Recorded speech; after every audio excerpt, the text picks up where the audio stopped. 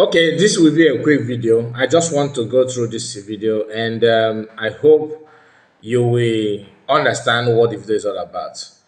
So I told us when before this fundraising that took place a few hours ago at the time of recording the video that I made on Thursday, Friday, I said there that we are still waiting to hear the strategy of weekly fundraising of Ogenkere Group and to understand what, because every week is not a culture that every week they have to come up with one story to another just to, water grant for fundraising that, weekly fundraising that they are doing and USB government also are doing, of course. But this week we did not see much thing. Yesterday they host a program on X. I was thinking that that is the only thing they're gonna do, but they never disappoint. So little did I know that few hours before the fundraising, they will come up with an idea or story of what happened between Wednesday and Thursday, according to them, or I think Tuesday and Thursday. I don't know. So they told themselves that the best way to do that is to come up few hours before the fundraising to present to Biafrans or the whole world that they went to visit PM for the second time. Although this issue of visiting, I have asked some people that are close to USB government to tell us why are they not visiting PM as well. Because oftentimes you hear Sona Barawa and their group, people telling you, why go and ask your madam when did he hear from PM last. So I will have asked.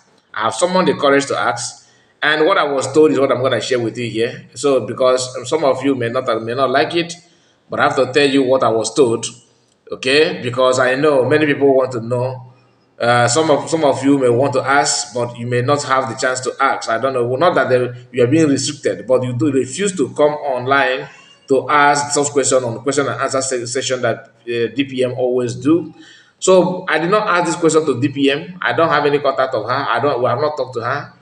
Okay, but I asked somebody that knows somebody that knows somebody. You know what I mean by that. So what I was told is that the lawyer, which is the ex-wife of PM, allegedly, because I don't have any detail about the marriage and anything, that she's one restricting USB government from having access to PM based on what this group of people here told the woman.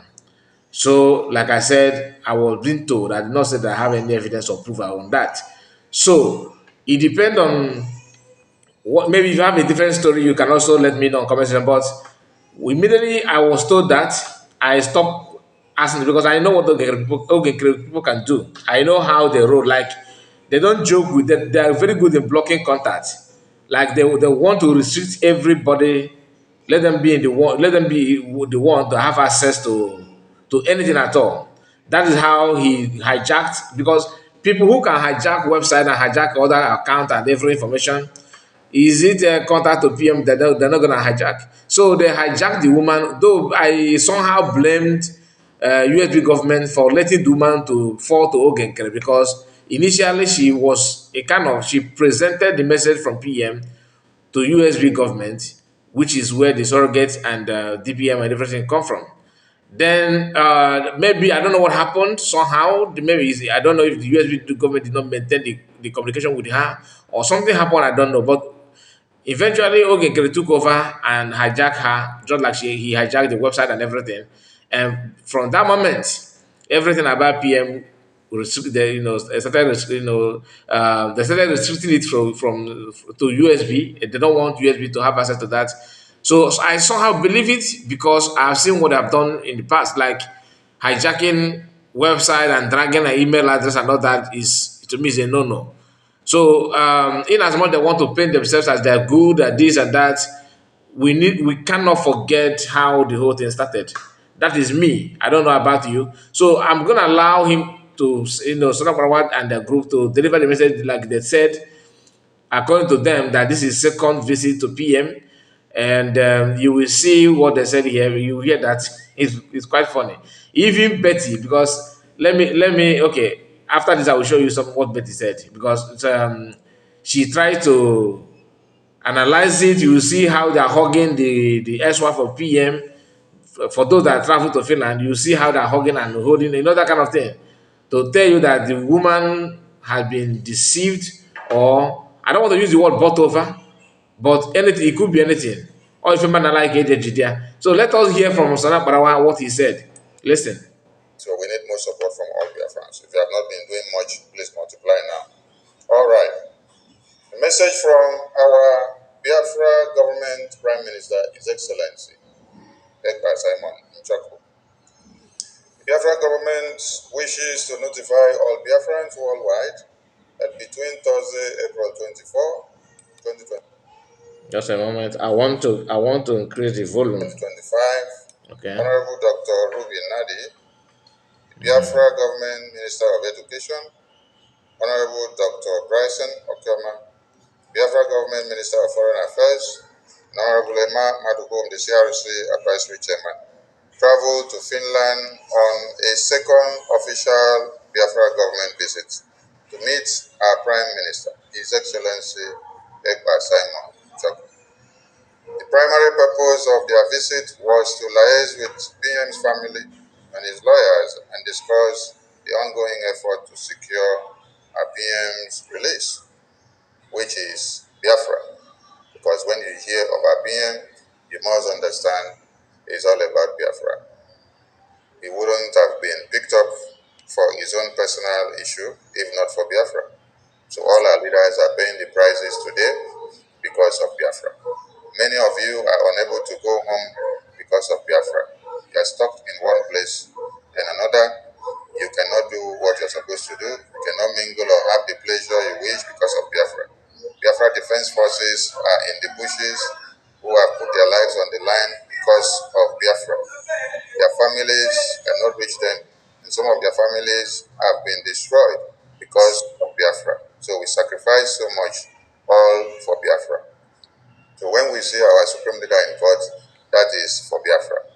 When we see our Prime Minister in court or in detention, that is for Biafra. So everyone will always remember Biafra first before any other thing. And as usual, the Biafra government contingent that visited the PM on Saturday, April 26, 2025, upon arrival at the facility, the contingents were escorted to the facility's visitors' waiting room, where they waited for our Prime Minister. And upon entering the room, our Prime Minister beamed with his infectious smile. The visit lasted for 45 minutes, where they dwelt on candid conversations and situational updates. They also took time to meet with the PM's family and his lawyers.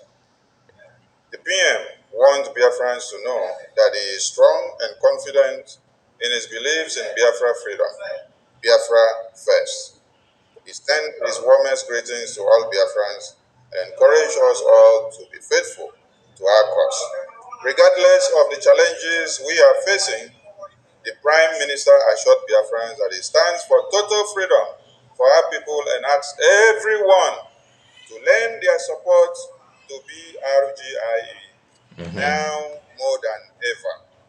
So the message is always, once they arrive in Finland, they're always being escorted to facility. Then they have to wait in the waiting room. Then PM must always come with a facial smile. Then after that, PM will tell them that they should be strong and make sure they contribute, to do everything and all that, and to go back and support BRGIE. Okay, so I'm somehow, I understand. I'm not saying that PM did not say that because I don't have any evidence, right? As an outsider, but I would like to know: did the PM regret planning for Biafra to be redeclared, or did the PM also somehow felt that it is no longer the right thing to do, like declaring Biafra, or did the PM also denounce the USB, that like United States of Biafra that have been declared? I'm confused.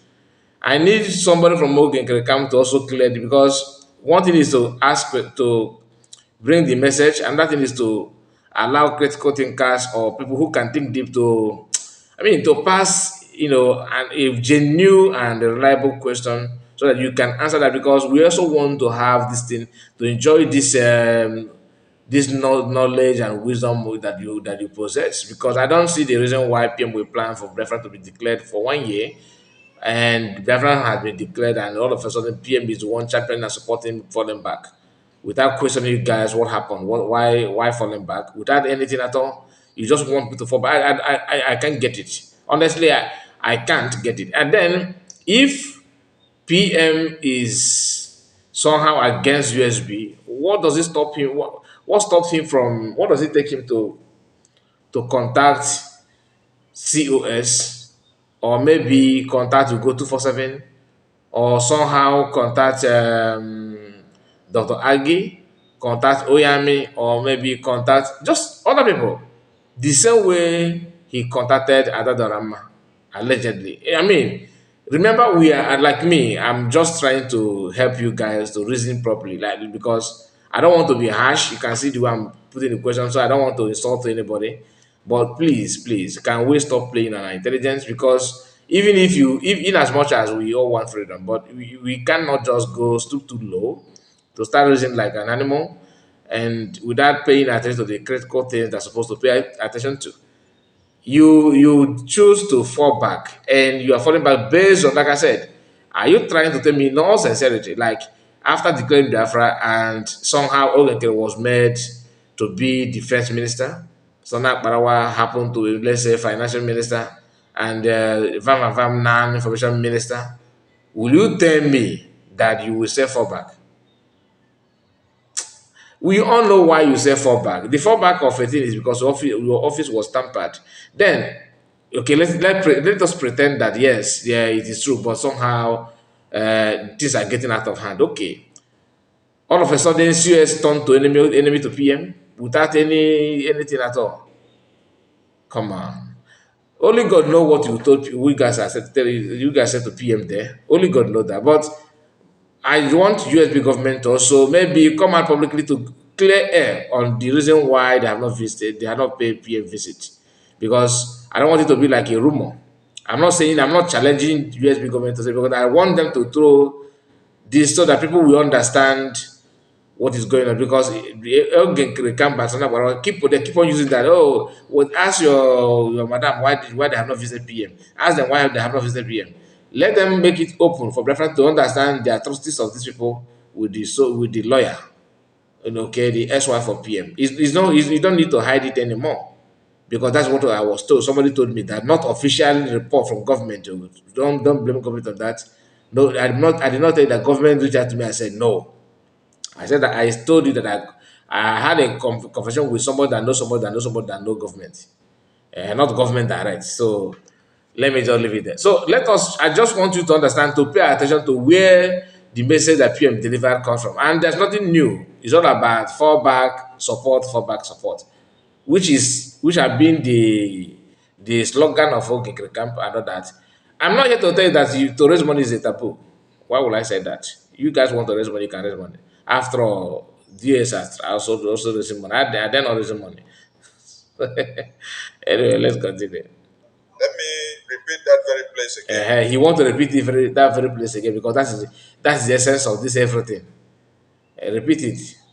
That our Prime Minister assured Biafrans that he stands for total freedom for our people, and asked everyone to lend their support to the Biafra Republic Government in Exile, BRGIE, Oh. now more than ever, noting that the future will determine. So please tell us what the PM said about the USB, like USS of Biafra. What did he say about it? Did he say that he don't know anything about USB? That it was a prank, like he was trying to prank Biafrans, that Biafran will be declared. I just want to know what USB, when you guys said USB, what do you really actually mean by that? If it's a prank, tell us it's a prank, so that we can now delete it from our mind. Desire will be guaranteed with full freedom from Nigeria. Our Prime Minister reiterated his message of love for all Biafrans and challenged us all to be faithful to our commitment to peace, unity, equity, and progress. When you hear of peace, equity, unity, and progress, this means Biafra. So our Prime Minister is telling you all to be faithful and more committed to the Biafran cause. These are the excerpts of our Prime Minister's visit and the message to the Biafran people.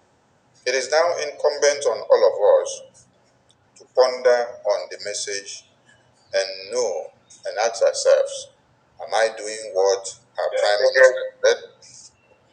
Am I doing what our Prime Minister said? I love the way he said it is not time to ponder on that, to deliberate on that. So is during my time, during my own time of deliberation, I came up with this question like, what really happened? Why are we here? What happened?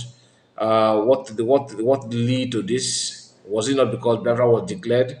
So was the declaration of Biafra a prank? Was this all about pranking Biafrans? Like you guys are trying to prank Biafra when you talk about the growth of Finland to declare Biafra, because for PM himself focusing on BRGIE, that you should support BRGIE, support BRGIE. My question is, what did he say about the USB? Did he say that he was trying to prank Biafrans, or it was all about pranking Biafran? I want to know. I'm trying to process it, like you said. You should ponder on that to deliberate on it. So this is my genuine question, please. I don't mean any insult. I'm not. I'm just trying to be polite, because I know many. Sometimes when we try to match our words to your some of your behavior, some people may see the message as an attack, or not an attack, and they undermine the real meaning and sensible things in what we are saying. So that I'm trying to focus your attention to figure out the real meaning on what we are saying here, so that it not be as if kind of you are in a basag or something like that. Because honestly, if you want to make meaning out of what you guys are saying, any sensible person will like to know what happened. Why did you tell us that Biafra will be declared on December, and all of a sudden you are not talking about your PM? All of a sudden is not supporting Briggy. I don't understand. So are you saying it was a prank? Tell us, did the COS declare it wrongly? Maybe the date of a declaration, was it? Maybe you guys, I don't know. I don't know. I don't want to say something off, but what I'm trying to say is that, did you guys agree to declare it on 2000 and 2024? Okay, or was it this year, like 2025 December, that you were supposed to declare Biafra? All of a sudden, CS declared it prematurely, or was it all about trying to see what Biafra will think, or say that the only government is bringing? Is that what they're trying to tell us?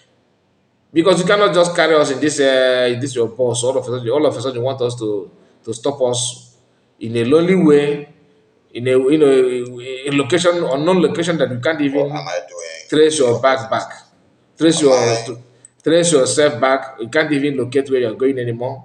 That's what you guys are trying to say, or what you guys are doing. You told us to, okay, enter bus, enter bus, enter. I will drive you to the station.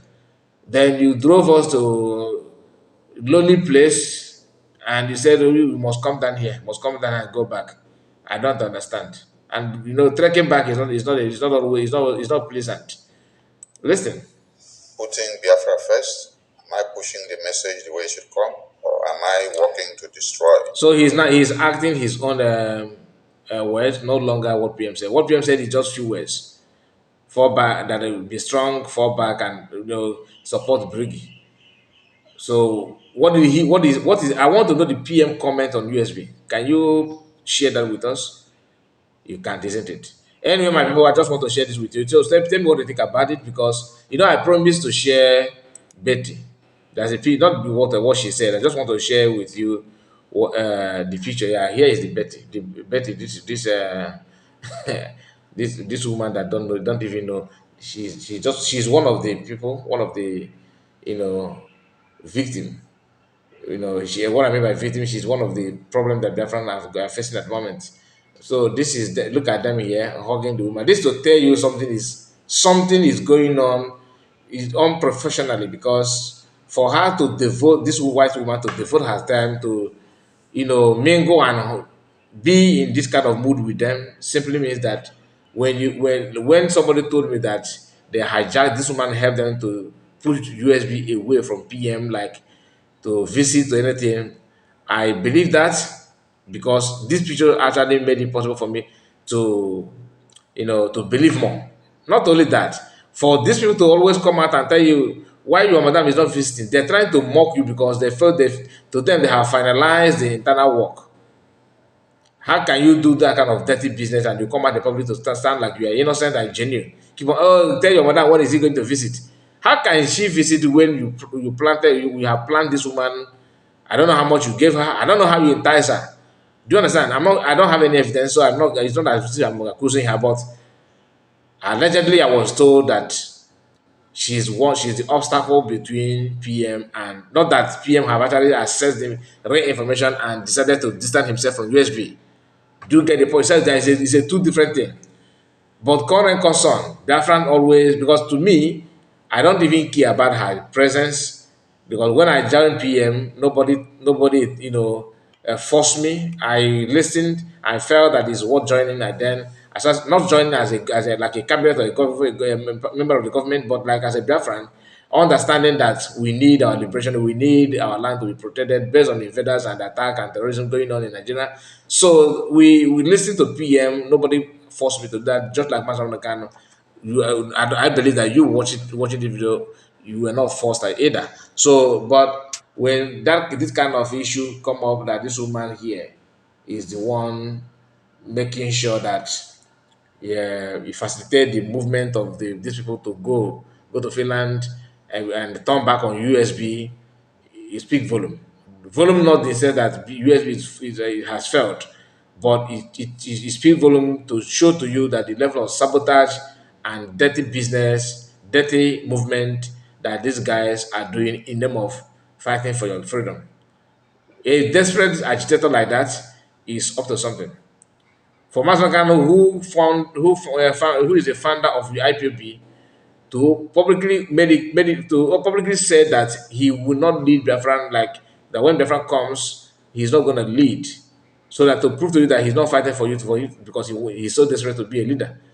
Then you see somebody who did not even fight for anything, or have not even founded anything or contributed anything, pushing his own self or their group to become the pushing himself to become a leader by fire by force is scary. Do you understand? It's scary. So let me leave it here. Let me leave it. Just tell me what you think about it, and God bless you. Bye bye for now.